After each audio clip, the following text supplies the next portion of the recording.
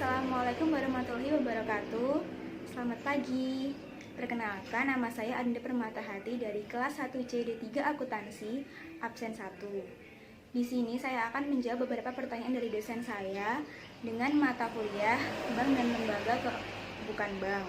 Langsung saja untuk pertanyaan yang pertama, apa yang Anda ketahui tentang leasing? Jelaskan alasan kamu apakah leasing, kredit atau pembiayaan bank umum, dan customer finance itu sama atau berbeda. Nah, leasing adalah kegiatan pembiayaan dengan bentuk penyediaan barang modal, baik secara sewa guna usaha dengan hak opsi maupun secara sewa guna usaha tanpa hak opsi, untuk digunakan oleh lisi selama jangka waktu tertentu berdasarkan pembayaran secara berkala. Sebenarnya, leasing dan kredit itu sama saja. Hanya saja, istilah leasing lebih sering digunakan untuk benda yang dapat bergerak atau barang modal, sedangkan untuk benda yang tidak dapat bergerak, itu lebih sering disebut dengan kredit bank. Nah, untuk customer finance sendiri adalah suatu lembaga yang dalam melakukan pembiayaan pengadaan barang untuk kebutuhan konsumen dilakukan dengan sistem pembayaran secara berkala atau angsuran dan tidak disertai dengan hak opsi. Untuk pertanyaan yang kedua, sesuai dengan peraturan pemerintah, gambarkan pihak-pihak yang terlibat dalam proses atau mekanisme sewa guna usaha atau leasing, juga peranan dari masing-masing.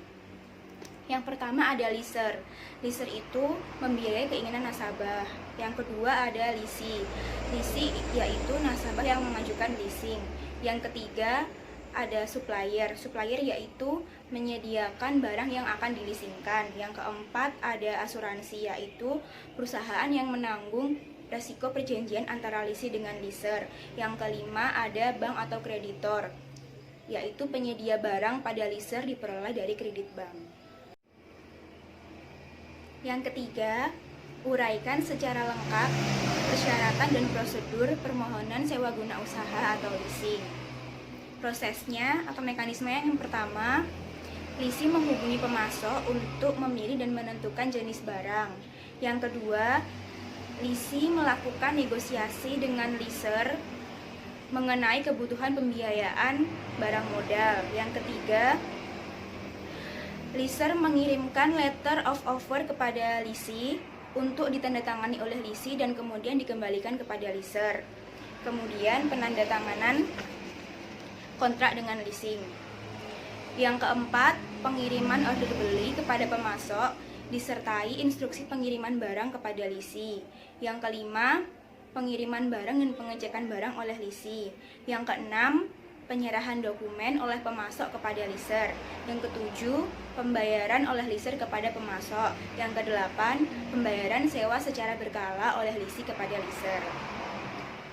Untuk soal nomor 4, jelaskan apa yang dimaksud dengan lease agreement dan apa saja yang termasuk di dalamnya. Lease agreement adalah perjanjian antara leaser dengan lisi yang di dalamnya memuat kontrak kerja. Isi kontrak kerjanya antara lain yang pertama, nama dan alamat lisi. Yang kedua, jenis barang modal. Yang ketiga, jumlah barang. Yang keempat, syarat-syarat pembiayaan. Yang kelima, biaya-biaya yang dikenakan. Dan yang keenam, sanksi-sanksi apabila lisi ingkar janji. Untuk pertanyaan nomor 5, jelaskan dengan lengkap jenis-jenis biaya yang dibebankan oleh perusahaan leasing atau leaser kepada lisi. Yang pertama ada biaya administrasi yang besarnya dihitung per tahun. Yang kedua ada biaya materai untuk perjanjian. Yang ketiga biaya bunga terhadap barang yang akan dileasingkan. Yang keempat ada premi asuransi yang disetor kepada perusahaan asuransi. Di antara biaya-biaya di atas, perolehan biaya bunga merupakan yang terbesar dari bunga yang dibebankan kepada para lisi tersebut. Nah, sekian yang dapat saya sampaikan. Ada kurangnya saya mohon maaf. Dan tetap semangat untuk belajar di rumah. Stay healthy, stay safe, and stay home.